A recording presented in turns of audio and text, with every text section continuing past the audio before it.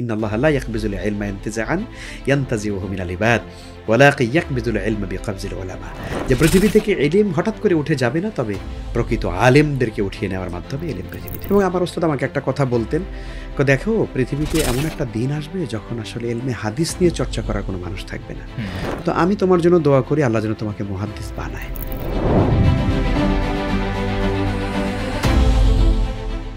এমনিতে আধুনিকতা বা আমাদের এই যে টেকনোলজি, এই যে ফোন, এগুলো কি আসলে আধ্যাত্মিকতার প্রতিবন্ধক কিনা? আফতাবে নবুয়ত ও চিজ হ্যায় গুনাহ লেকার সামনে बैठे গুনাহ জানা দেতা হ্যায়। তাবে নবুয়ত এবং ইলমে নবুয়ত, ইলমে নববীর এটা হচ্ছে এমন একটা চেরাগ যে এই আলোর সামনে যদি কোনো গুনাহগার যদি গুনাহ নিয়ে বসে, তার গুনাহকে এই ইলমে নববীর আলো এটা জ্বালিয়ে দেয়। কত হাজার প্রোগ্রাম আপনি এখন পর্যন্ত রেকর্ড করেছেন? আমার মনে হচ্ছে যে অন্তত 2-3 হাজার হবে। ইন্নাল কোরআন ইউফাসসিরুহুজ জামান, সময় কিন্তু কোরআনকে ব্যাখ্যা করে।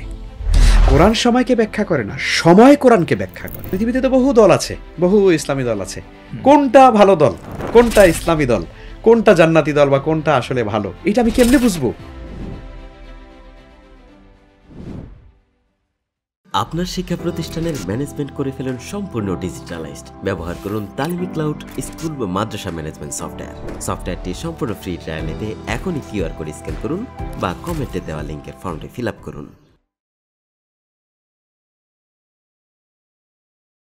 আসসালামু আলাইকুম ওয়া রাহমাতুল্লাহি ওয়া বারাকাতুহু।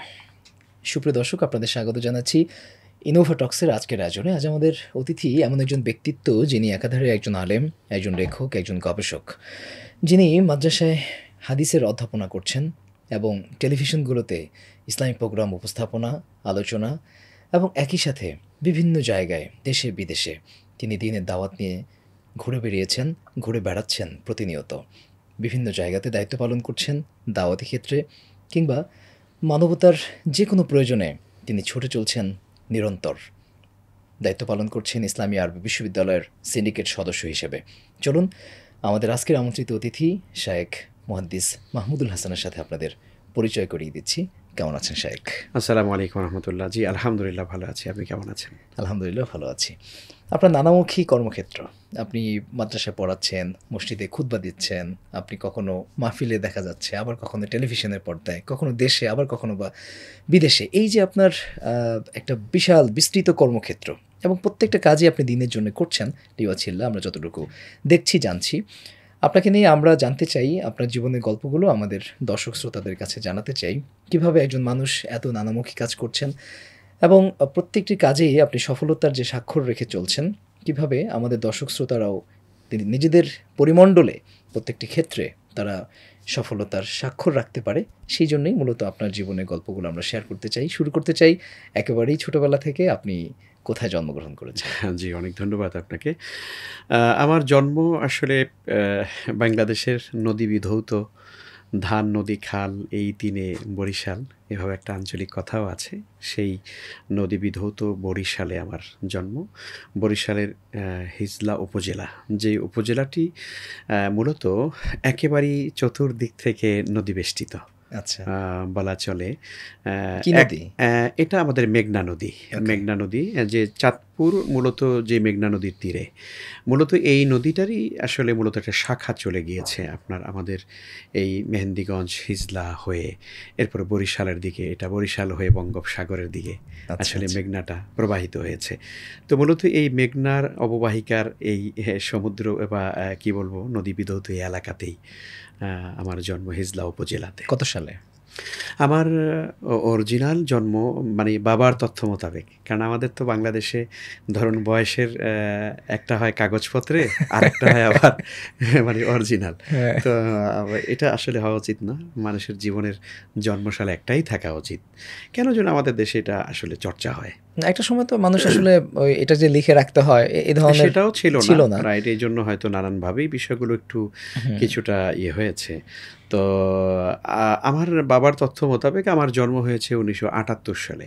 78 সালে, স্বাধীনতার 7 বছর পরে মার্চ মাসে। আব্বা যতটুকুন বলছেন যে বাবা আমি তো তোমার জন্মের তারিখ লিখে রাখতে পারি নাই, তবে আমার যতটুকুন মনে আছে তুমি মার্চ মাসের 1 মার্চ জন্মগ্রহণ করেছো, আমার তথ্য দেওয়া মতো। ছোটবেলায় পড়াশোনা? আসলে আমার লেখাপড়াটা হয়েছে বাবার মাদ্রাসাতেই।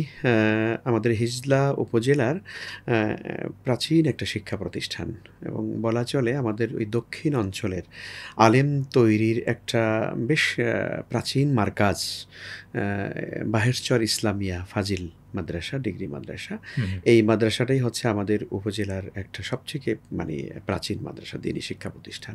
আচ্ছা। আমার বাবা যেহেতু ওখানেই শিক্ষক ছিলেন, হুম, হুম। সে কারণে ওই প্রতিষ্ঠানই আমার একদম মক্তব থেকে শুরু করে আমার লেখাপড়া শুরু। দাখিল? আমি সেই প্রতিষ্ঠানে মূলত লেখাপড়া করেছি হলো যেটাকে আমরা এখন বর্তমানে ৫ম শ্রেণী বা ৬ষ্ঠ শ্রেণী বলি, এই পর্যন্ত আমার ওখানে লেখাপড়া। আচ্ছা। এরপরে বাবা চিন্তা করলেন, উনি আমাকে খোলাখুলি একদিন বলেছেন যে, হুম। "বাবা, নিজ বাবার মাদ্রাসায় লেখাপড়া করতে হয় না।" আমাকে আব্বা বলতেছেন একদিন। আমি বললাম, আচ্ছা। "আব্বা কেন?" কয় যে, "ছেলেরা যখন বাবার মাদ্রাসায় লেখাপড়া করে তখন অনেকাংশেই তখন ওই ছেলের ভিতরে একটা ভাব তৈরি হয় হুম, যে, হুম। আমার বাবা তো এই মাদ্রাসার শিক্ষক। সুতরাং আইন কানুন মানার ব্যাপারে, শৃঙ্খলা ডিসিপ্লিনের ব্যাপারে, লেখাপড়ায় সিনসিয়ারিটির ব্যাপারে, টাইম ম্যানেজমেন্টের ব্যাপারে হুম, তখন হুম। দেখা যায় যে ওই বাবার সন্তানের একটু কিছুটা হলেও কিন্তু দুর্বলতা থাকে। যেহেতু বাবা আমার আছে, হুম, আমি হুম। ক্লাসে একটু পরে আসলাম, সমস্যা কোথায়? আমার বাবা তো এখানে টিচার। হ্যাঁ, হ্যাঁ। আব্বা আমাকে একজন একদিন বলে যে, "তোমাকে এই মাদ্রাসায় পড়াবো না। আমি তোমাকে সারসিনা মাদ্রাসায় পড়াবো।" আচ্ছা। তো আব্বা তখন আমাকে মনে আছে আমি যখন ওখানে 6 পর্যন্ত পড়েছি, তখনই আমার আব্বা আমাকে সারসিনা মাদ্রাসায়, যে সারসিনা মাদ্রাসা শুধু বাংলাদেশ নয়, এই এশিয়া উপমহাদেশের অন্যতম একটা শিক্ষা কেন্দ্র, মারকাজ, ইলমে হাদিস এবং ইলমুস সুন্নাহর আ আ যেখানে চর্চা হয় আলহামদুলিল্লাহ, সেরকম একটা প্রতিষ্ঠানে আমার বাবা আমাকে ভর্তি করিয়ে দিয়েছিলেন। দাখিল ওখান থেকেই করছেন? আমি ওখান থেকে আমার মনে আছে আমি ক্লাস দাখিল আউয়াল বলে ওখানে। আচ্ছা। ৫ম শ্রেণীকে দাখিল আউয়াল বলে। হুম। তো আমি দাখিল আউয়ালে গিয়ে ওখানে ভর্তি হলাম। আমি কিন্তু স্বাভাবিকভাবে হওয়ার কথা ছিলাম 7 এ। কিন্তু হ্যাঁ, হ্যাঁ। আমার ওখানে যখন আমাকে নেয়া হলো তখন আ আ ওখানে কিন্তু ভর্তি হতে গেলে ইন্টারভিউ নেওয়া হয়। সে যে ক্লাসই হোক না কেন। হুম, হুম, হুম। তো একজন শিক্ষক আমাদের ওস্তাদ একজন তিনি আমাকে ইন্টারভিউ নিলেন। তখন তিনি আমাকে নাহু সরফের উপরে প্রশ্ন করলেন। হুম, হুম, তো হুম। গ্রামের মাদ্রাসায় পড়াশোনা তো সরফের উপরে আমার তেমন কোনো দখল ছিল না। হুম। তা আমি কিছু তেমন বলতে পারিনি বলে আমার ওই ওস্তাদ এখানে আব্বাকে বলেছিলেন, "দেখেন, আসলে আলহামদুলিল্লাহ ছেলে যতটুকুনি যা পারুক আর না পারুক, সে যদি ভালো আলেম হতে চায় তাহলে আমরা একটু তাকে নিচ থেকে গড়ে নিতে চাই। আচ্ছা। আপনি তাকে 7 এ ভর্তি না করে 5 এ ভর্তি করে দেন।" হুম। আমাকে কিন্তু আবারও তারা দাখিল আউয়ালে 5 এ ভর্তি করে দেন। আব্বা একেবারেই অকপটে এটা মেনে নিলেন। আব্বা বললেন যে, "হ্যাঁ, ঠিক আছে, আপনাদের কথাই যৌক্তিক।" হুম। আমি ক্লাস পার করে তাকে এগিয়ে দিলাম, কিন্তু সে বেসিক্যালি তৈরি হলো না, বুনিয়াদ তৈরি হলো না। হুম। তাহলে তো তার জীবন ভালো হবে না। আব্বা যেহেতু আলেম ছিলেন, হুম, আব্বা হুম। বুঝতে পারলেন। তো আমি সারসিনা মাদ্রাসাতে দাখিল আউয়াল অর্থাৎ ৫ম শ্রেণীতে ভর্তি হই।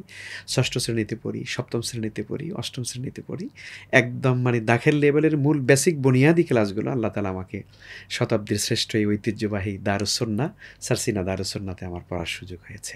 এরপরে আমি চলে যাই সারসিনারই তরিকার বা ওই একই আদর্শের এবং সারসিনার পীর মরহুম দাদা হুজুর রাহমাতুল্লাহি আলাইহি শাহ নেসারউদ্দিন আহমদ রাহমাতুল্লাহ আলাইহির একজন মানে খুব প্রভাবশালী বলবো এবং তারই হাতে গড়া এবং তার নেক নজরে একজন কামেল মানুষ ছিলেন আমরা মনে করি, আল্লামা আজিজুর রহমান নেসারাবাদী কায়েদ সাহেব হুজুর রহমাতুল্লাহ আলাইহি, যিনি উপমহাদেশে আচ্ছা। কায়েদ সাহেব নামে হ্যাঁ, হ্যাঁ, শাহ হ্যাঁ। নিসারউদ্দিন আহমদ রহমাতুল্লাহ আলাইহি বলতেন যে পশ্চিম পাকিস্তানের একজন কায়েদ আছে আর আমার কায়েদ হচ্ছে আজিজুর রহমান নেসারাবাদী।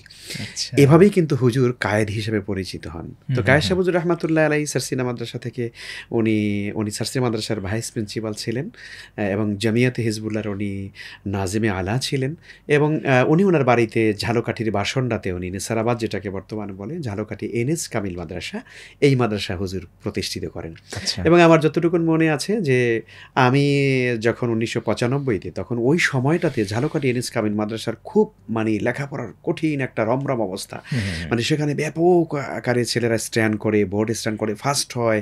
প্রচুর পরিমাণে ছেলেরা মেধার স্বাক্ষর রাখছে। তখন আমার একটা আগ্রহ তৈরি হয় যে ঠিক আছে, তাহলে আমি এনএস কামিল মাদ্রাসায় ভর্তি হই। আচ্ছা। এবং তখন আমার একজন ওস্তাদ যিনি চাঁদপুরি হুজুর নামে পরিচিত, তিনিও সারসিনা মাদ্রাসারই ফারেক ছিলেন। হযরত মাওলানা আল্লামা শাহ আবু জাফর মোহাম্মদ সালেহ চাঁদপুরি হুজুর। উনি আবার ওখানে গিয়ে মুহাদ্দিস হন। তো উনি আমাকে বললেন যে, "ঠিক আছে, তুমি আসো। তোমাকে এখানে আমি আলাদা করে কেয়ার করব ইনশাআল্লাহ।" হুম, হুম, হুম। তখন আমি ক্লাস 9 যেটাকে তাসে, সাফুত তাসেতে গিয়ে আমি ভর্তি হলো ঝালকাঠি এনএস কামিল মাদ্রাসায়। আচ্ছা। তার মানে হচ্ছে আনুষ্ঠানিকভাবে আমার দাখিল শুরু হয় এখান থেকে। এখানে আমি ভর্তি হওয়ার পরে এখান থেকে আর বেরো হয়নি। এখানে আমার দাখিল, এখানে আলিম, এখানে ফাজিল এবং এখানে কামিল। একদম মাশাআল্লাহ। পুরো মাদ্রাসার লেভেলটা আমি ঝালকাঠি এনএস কামিল মাদ্রাসা থেকে শেষ করি। মাশাআল্লাহ, মাশাআল্লাহ। জি, জি। আচ্ছা, আমরা দেখি যে বাংলাদেশের যে সকল শিক্ষা প্রতিষ্ঠানগুলো আছে, বিশেষত মাদ্রাসাগুলো, সেগুলো একেকটা মাদ্রাসা একেকটা তরিকার থাকে বা একেকটা মতাদর্শের থাকে। আপনি মোটা দাগে ২টা বড় প্রতিষ্ঠানে পড়েছেন, একটা সারসিনা মাদ্রাসা আর একটা হচ্ছে ঝালকাঠি এনএস কামিল মাদ্রাসা। জি। এই ২টা মাদ্রাসার মানে কোনটার আদর্শ বা মতাদর্শটা কি? ইনফ্যাক্ট রাজনৈতিক কোনো আদর্শ আছে কিনা এই মাদ্রাসাগুলোর? না, এই দুটো মাদ্রাসাতে আমার যেটা একেবারে অবলীলায় আমি বলতে পারি যে তারা আসলে প্রচলিত অর্থে রাজনৈতিক চর্চাটা কম করেন। তবে একথা ঠিক যে যেহেতু সারসিনা দরবার আসলে এই উপমহাদেশের একটি প্রাচীন দরবার এবং আমার প্রত্যক্ষ চোখে দেখা যে এই দরবারগুলো আলহামদুলিল্লাহ অনেকটাই সুন্নাতের উপরে কায়েম। ২-৪টা ভুল তো মানুষের সব জায়গায় থাকে, এটা বড় বিষয় না। হয়তো সুন্নতের ২-১টা বিষয় তো আমাদের সব জায়গায় একটু থাকে, ভুল ভ্রান্তি থাকতেই পারে মানুষ হিসাবে। কিন্তু আমার দেখা সারসিনা দরবারে আলহামদুলিল্লাহ সুন্নাতের উপরে সেখানে যথেষ্ট রকমের চর্চা করা হয়। এবং আমি আরও বড় অবাক হই যে এই উপমহাদেশে, বিশেষ করে বাংলাদেশে যদি আপনি চিন্তা করেন যে আলেম তৈরি হওয়ার যে একটা ব্যাপার, এটা কিন্তু প্রায় শতাব্দীর উপর ধরে সারসিনা মাদ্রাসায় নেতৃত্ব দিয়ে আসছে। আপনি বর্তমান বাংলাদেশের যত আলিয়া মাদ্রাসা দেখবেন, সমস্ত আলিয়া মাদ্রাসারগুলো তো প্রিন্সিপাল, মুফাসসির, ফাকি, আদিব, মানে এলমি লাইনের যত মানে ওলামায়ে কেরাম আপনি আলিয়া মাদ্রাসাতে দেখবেন, আলহামদুলিল্লাহ এর মধ্যে অধিকাংশ মেধাবী আলেমরা কিন্তু সারসিনা মাদ্রাসা থেকে ভাড়ে। আলহামদুলিল্লাহ। এর পাশাপাশি আমরা বাংলাদেশে তামিরুল মিল্লাত মাদ্রাসার কথা বলি, আমরা জামিয়া কাসিমিয়ার কথা বলি, এদেরও বিশাল অবদান রয়েছে। সারসিনা মাদ্রাসা কিন্তু এই ক্ষেত্রে একটা কিন্তু বিশাল নেতৃত্বের জায়গায় কিন্তু এটা ছিল।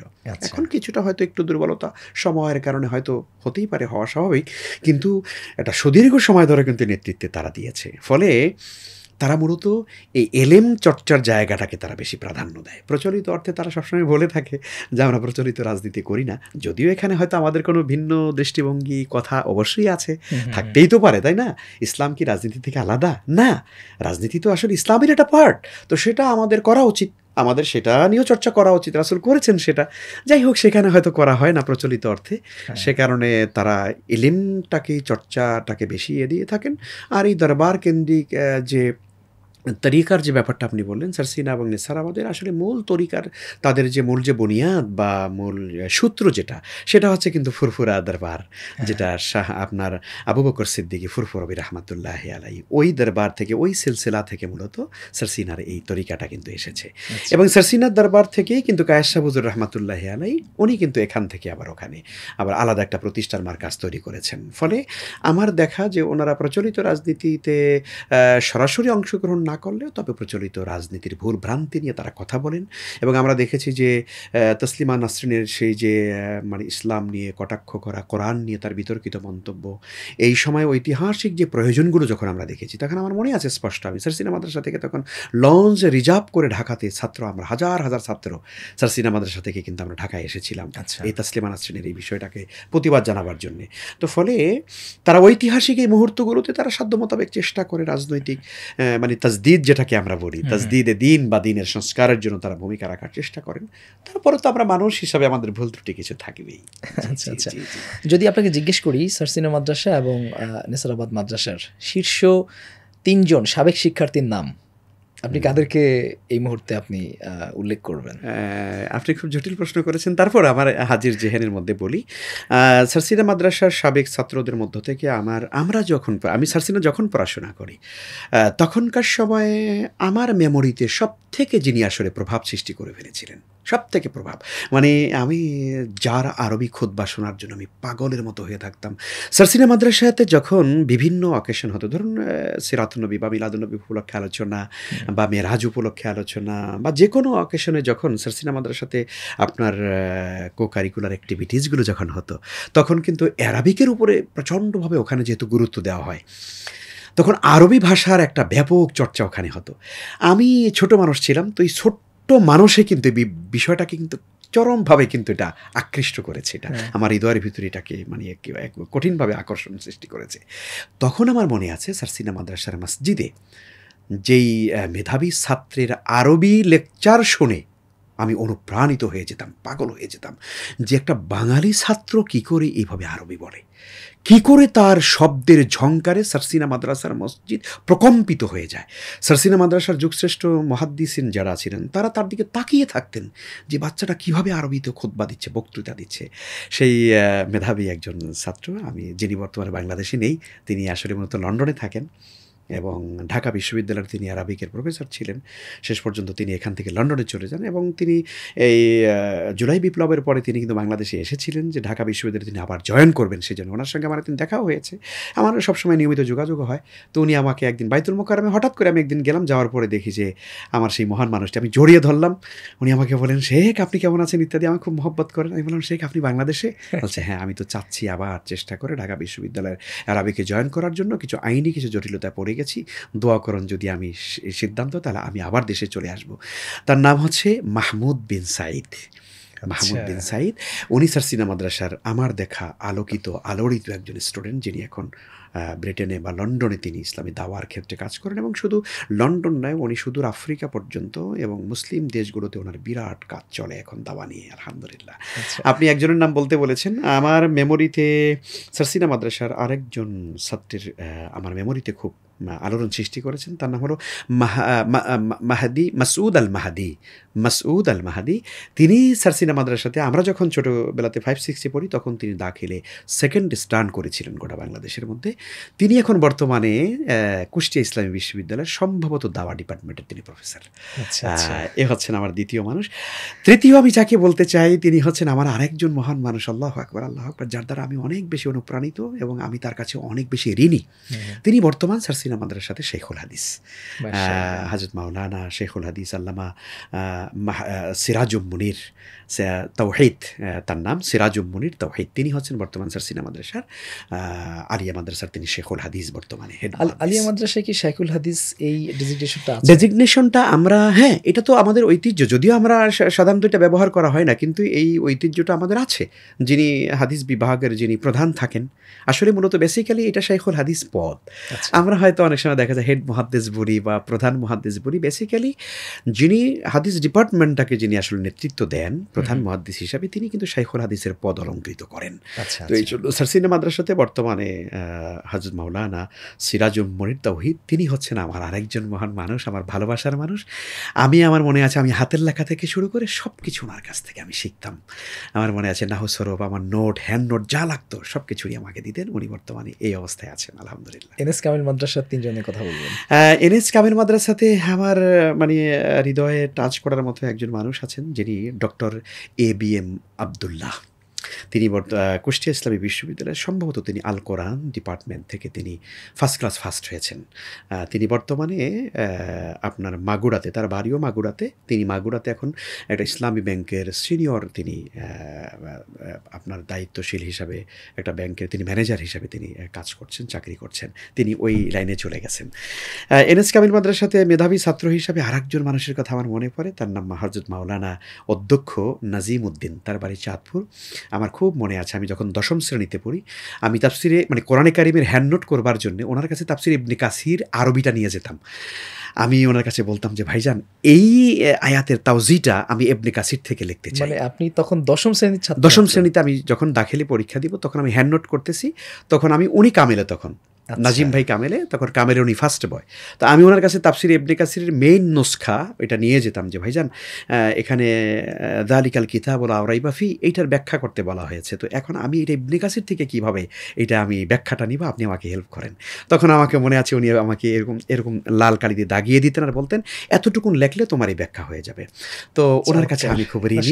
এই যে আপনি যে আপনার যে জীবনের গল্পটা বললেন, আমাদের বর্তমান স্টুডেন্টদের জন্য এটা কিন্তু একটা রূপকথার গল্পের মতো মনে হবে। ওরা তো আসলে শুধু আলফাতা গাইড ও কোম্পানির গাইড, সময়ের পরিবর্তনে হয়তো হয়ে গেছে। কিন্তু আপনি 10ম শ্রেণীতে থাকাকালীন ইবনে কাসিরের আরবিক নুসখা নিয়ে আপনি সেগুলোর নোট করতেন, লিখতেন। শুধু তাই না, আমি আপনাকে বলি, আমি ক্লাস 9-এ বসে আমার মনে আছে আমার ওস্তাদের কাছে গিয়েছিলাম। একেবারে খুব ট্রু কথা, আসলে নিজের কথা বলা কঠিন। এই প্রোগ্রামটা আমি এই জন্য আপনাকে শুরুতে বলেছি যে অনুষ্ঠানটা খুব জটিল অনুষ্ঠান। আমি আমার ওস্তাদ যিনি চাঁদপুরি হুজুর, তিনি এখনও আলহামদুলিল্লাহ তিনি সুস্থ আছেন এবং তিনি সাবার আলিয়া মাদ্রাসা, যেটা সাবার কামিল মাদ্রাসার তিনি বর্তমান প্রিন্সিপাল, আবু জাফর সালে চাঁদপুরি হুজুর। তো আমি একবারে ক্লাস 9-এ যখন পড়ি তখন আমি ওস্তাদের কাছে গিয়ে বলছিলাম, ওস্তাদ আমি কিছু কিতাব কিনতে চাই, আমার দাখিলের আমার সামগ্রিক সাবজেক্টের জন্য যেই রেফারেন্স বুকগুলো লাগবে আমার, সেই রেফারেন্স বুকগুলো আপনি আমাকে লিখে দেন। তখন আমার মনে আছে ওস্তাদ আমাকে একটা লম্বা লিস্ট করে দিয়েছেন, ফেকার নোট করার জন্য নিয়ে আমার যতগুলো বই লাগবে তার মধ্যে আমার একবারে স্পষ্ট মনে আছে আল কাবাইদুল ফিকহ, যেটা আল্লামা মুফতি আমিবুল ইহসান রহমতুল্লাহি আলাইহির লেখা বিখ্যাত কিতাব। কিন্তু আপনি ওখানে সালাতের সংজ্ঞা, আপনি সিয়ামের সংজ্ঞা, যত মানে একাডেমিক বিষয়গুলো সুন্দর করে লেখা আছে। আল কামুসুল ফিকহি, এইটা উনি আমাকে সাজেস্ট করেছেন। তানজিমুল আশতাদ লিখে দিয়েছেন, আল মুনজিদ, এরপরে আপনার মিসবাহুল লুগাত, আল মুআজামুল ওয়াসিদ থেকে শুরু করে বিখ্যাত যতগুলো আপনার অভিধান আছে এবং রেফারেন্স বুক আছে, আমার মনে আছে উনি আমাকে লিখে দিয়েছেন। আমার মনে আছে আমি সারসিনা মাদ্রাসা থেকে তখন এই লিস্ট আমি হাতে নিয়ে, আমি একা জীবনে কোনো দিন ঢাকা আসি নাই, বলছি ওস্তাদ আমি কীভাবে যাবো? বলছে এই লঞ্চে চড়ে তুমি ঢাকা যাবা, সদরঘাট তোমাকে নামিয়ে দিলে ওখান থেকে রিক্সায় তুমি চকবাজারে যাবে, চকবাজারে গিয়ে বলবে যে আমি সাউদিয়া লাইব্রেরিতে যেতে চাই, যে কেউ তোমাকে সাউদিয়া লাইব্রেরি দেখিয়ে দিবে। সাউদিয়া লাইব্রেরি হলো আমাদের বাইতুল মোকাররমের মসজিদের সাবেক খতিব আল্লামা খতিব ওবায়দুল হক রহমতুল্লাহি আলাইহির তার নিজের ছেলে, ওনার হচ্ছে এই লাইব্রেরিটা। তো উনি বলছেন যে ওখানে গিয়ে তুমি এই লিস্টটা যদি দিয়ে দাও তাহলে তুমি এই কিতাব নিয়ে আসতে পারবে। আমার খুব মনে আছে সকালবেলায় এসে আমি ফজরের পরে যখন আমি ইয়েতে নেমেছি সদরঘাটে, তখন তো ওখান থেকে রিক্সা নিয়ে আমি চলে আসলাম চকবাজারে। চকবাজারে আসার পর দোকান তো খোলে নেই, চকবাজার লালাবাগ শাহী মসজিদের ভিতরে গিয়ে আমি বসে আছি যে দোকান খুলবে তারপরে যাব। 10টার পরে দোকান খুলছে, ওই তালিকা নিয়ে দিলাম, উনি আমার দিকে তাকিয়েছে, ছোট্ট একটা বাচ্চা মানুষ, ক্লাস 9-এ পড়ি। উনি বলছে যে আপনি এই কিতাব দিয়ে কী করবেন? বলছে আমার ওস্তাদ বলছে আমার এই আল মুনজিদ, মিসবাহুল লুগাত, এই সমস্ত ফারহাঙ্গে রাব্বানি, ফারহাঙ্গে জাদিদ, ঐতিহাসিক সমস্ত উর্দু কিতাব পড়তে হবে, সেই জন্য ফারহাঙ্গে রাব্বানি লাগবে, ফারহাঙ্গে জাদিদ লাগবে, আরবি নোট করবার জন্য আল মুআজামুল ওয়াসিত লাগবে, ফেকার নোট করবার জন্য আল কামুসুল ফিকহি লাগবে। তো আমি সব ওনাকে দিলাম, উনি সব একদম লিস্ট করে এরপরে আমাকে বাইন্ডিং করে বেঁধে টেঁধে দিলেন। টাকা হলো আমি দিয়ে আবার ওই কিতাবগুলো নিয়ে জোহরের মধ্যেই গিয়ে আমি কী করলাম, লঞ্চে গিয়ে বসে আছি। লঞ্চ ছাড়বে রাতের পরে। আচ্ছা, তো আসলে এটা আমার জীবনে ছোট। আপনি তখন নবম শ্রেণীতে পড়েন। না, এটি নিশ্চয়ই অনেক বেশি ইন্সপায়ারিং আমাদের শিক্ষার্থীদের জন্য। আসলে এখন তো অনলাইনের যুগ এবং বিশেষ করে এআই এর কারণে মানুষ তো পড়াশোনা শুধু মোবাইলে করে, বই কিনতে চায় না। এবং এই যে মূল টেক্সট বইগুলো, এটি নিয়ে আসলে আমাদের আলিয়া মাদ্রাসার মধ্যে একটা কথা আছে যে আলিয়া মাদ্রাসায় হচ্ছে গাইড পড়ানো হয়, নোট পড়ানো হয়। আসলে এই কথা সঠিক না, এটা সকল ক্ষেত্রে সঠিক না। এ কারণে বাংলাদেশে এমন কিছু দিনী শিক্ষা প্রতিষ্ঠান আছে যেই প্রতিষ্ঠানগুলোতে এমন কঠিনভাবে লেখাপড়া করানো হয়, ইলমের এমন গাহাড়িতে পৌঁছে যায় যেটা আপনি কল্পনা করতে পারবেন না, আপনি কল্পনাই করতে পারবেন না। আমি যার কথা বললাম যে সারসিনা মাদ্রাসার বর্তমান যিনি শেখুল হাদিস আল্লামা সিরাজুম মুনির তাওহীদ হাফিজাহুল্লাহ তাআলা, আমি তার জীবন দেখেছি, আমি তার লেখাপড়া দেখেছি। ওনার মতো মেধাবী মানুষ, ওনার মতো কিতাবি আলেম বাংলাদেশে খুব কম আছে, খুবই কম আছে, রেয়ার, একদম রেয়ার। তো কাজেই এই কথা ঠিক না যে আলিয়া মাদ্রাসাগুলোতে একদম লেখাপড়া উঠে গেছে। এই কথা ঠিক যে হ্যাঁ, সেটা আনুপাতিক হারে হয়তো কমছে। আর এটা তো আমরা জানি যে রাসূল সাল্লাল্লাহু আলাইহি ওয়াসাল্লামের সেই বিখ্যাত ভবিষ্যৎবাণী, ইন্নাল্লাহা লা ইয়াকবিজুল ইলমা ইনতিজাআন ইয়ানতাজিউহু মিনাল ইবাদ ওয়ালাকিন ইয়াকবিজুল ইলমা বিকবজিল উলামা, যে পৃথিবী থেকে ইলম হঠাৎ করে উঠে যাবে না, তবে প্রকৃত আলেমদেরকে উঠিয়ে নেওয়ার মাধ্যমে ইলম পৃথিবী থেকে। এটা শুধু আলিয়াতে না, এটা কিন্তু এটা সর্বত্রই হয়েছে। আপনি কাউমি দারসে নেজামিতে আপনি দেখেন, দারসে নেজামিতে আমরা যেই আলেমদেরকে দেখেছি আপনি আমাদের সেই প্রবীণ আলেমদের মধ্যে যারা ছিলেন, আমরা তাদেরকে কি এখন আর পাচ্ছি না। তো আপনি শেখুল হাদিস আল্লামা আজিজুল হক, আপনি মুফতি আমিনী রহমাতুল্লাহ আলাইহির মতো মানুষ, আপনি কি আর ওইরকম নেতৃত্ব, ওইরকম বলিষ্ঠ কণ্ঠ এখন কি পাওয়া যায়? এখন তো 500 টাকায় বিক্রি হয়ে যায় আমরা। নাউজুবিল্লাহ। তো কাজে আসলে দুর্বলতা সর্বত্রই এখন দেখা দিয়েছে। আপনি কামিল করেছেন হাদিসে? কামিল হাদিসে। আচ্ছা, এরপরে আপনি একাডেমিক আর কোনো পড়াশোনা? আমার আসলে একাডেমিকটা একটু বলি। আমার দাখিলে আমি যখন আমার ওস্তাদের কাছে লেখাপড়া করা, এরপরে দাখিলে যখন আমি পরীক্ষা দিই, তখন আমার ওস্তাদ আমাকে স্বপ্ন দেখাতেন যে তখন তো আমাদের সারা বাংলাদেশে হলো মেধা তালিকা। এটা ছিল আমাদের লেখাপড়ার প্রতিযোগিতার একটা ব্যাপার যে মেধা তালিকায় 20টা নাম আসে সারা বাংলাদেশের মধ্যে, বোর্ড স্ট্যান্ড বলে, এইটার মধ্যে যার নাম থাকবে সে হলো মেধাবী। তো ওস্তাদ স্বপ্ন দেখাতেন, পড়াতেন, হ্যান্ড নোট করে দিতেন, কারেকশন করে দিতেন। তো বলতেন যে যে ভালো করবে, পড়ো পড়ো পড়ো। তো পড়তেছি, দাখিল পরীক্ষা দিলাম 97-এ, অর্থাৎ আমি 97 ব্যাচ। তো এরপরে আমি সেখানে দেখা গেল 9 নম্বরে স্ট্যান্ড করলাম। তো মাশাআল্লাহ। আলহামদুলিল্লাহ। এরপরে আলেমও পড়লাম, বলছে আলেমে আরও ভালো করবে, নিরাশ হইও না, আরও চেষ্টা করো। আলেমে 8 নম্বরে গেলাম, একা গেল, হ্যাঁ 8 নম্বরে করলাম। তারপরে আমি ঝালকাঠি এনএস থেকে আর পড়বো না, বলছি যে এত নিচের দিকে থাকলে আর পড়তে ইচ্ছা করে না। তো আমি আমার ওস্তাদকে বললাম যে ওস্তাদ এখন আমি একটু অন্যদিকে চলে যাব। কোথায় যেতে চাও? আমি ধামতি আরিয়া মাদ্রাসায় যেতে চাই। আচ্ছা। ধামতি আরিয়া মাদ্রাসায় যেতে চাই। ওস্তাদ বলেন না, থাকো আমার কাছে, এখানেই থাকো। আমি বললাম আমি আমির মিল্লাতে ভর্তি হতে চাই, ঢাকা যাব। বলছে না, ঢাকায় গেলে তোমার আমল নষ্ট হয়ে যাবে, তুমি আমার কাছে কামেলের হাদিস বুখারি পড়ে যাবে। ওস্তাদ আমাকে এরকম বলতেন। তাই আমি বলছি যে না, রেজাল্ট ভালো হচ্ছে না। তো আমার ওস্তাদ একদিন, যিনি যার কথা বলছি, মুফতি এবং মুহাদ্দিস শেখুল হাদিস আল্লামা জাইনুল আবদিন রহমতুল্লাহ আলাই, উনি ছিলেন আমার আধ্যাত্মিক ওস্তাদ। একদিকে যেমন এলমে হাদিসের সনদ ওনার কাছ থেকে আমি নিয়েছি, আর আধ্যাত্মিকতার ভেলায়াতের দিক থেকে ওনার তাবাজ্জুটাকে আমি খুব অনুভব করি আলহামদুলিল্লাহ। উনি একদিন আমাকে বলছে, মাহমুদ তুমি যাও না, তুমি আমার কাছ থেকে বুখারিটা পড়ে যেও। তো আমি আব্বাকে বললাম, আব্বা বলছে না ঠিক আছে, হুজুর যেহেতু বলছে, আর হুজুর যেহেতু আমারও ওস্তাদ, আর তোমার তো মানে আমার বাবারও ওস্তাদ তিনি, আচ্ছা। তো সে কারণে আমার একটু আলাদা সম্মান ছিল। তা আমি হুজুরের কথায় আমি আর ঢাকায় আসলাম না, কোথাও আর গেলাম না। হুজুর আমাকে একদিন বলতেছে যে তুমি থাকো, ইনশাল্লাহ তুমি একটু ভালো রেজাল্ট করতে চাও তো, ফাজেলে ইনশাল্লাহ আমি দোয়া করে দিচ্ছি, ফাজেলে তুমি ফার্স্ট হবে। তা আমি বলছি যে হুজুর কথা বলছে আমাকে রাখার জন্য। পরে আমি তো আর আসলাম না, পরীক্ষা দিলাম, লেখাপড়া করছি, ফাজেলে পড়ছি।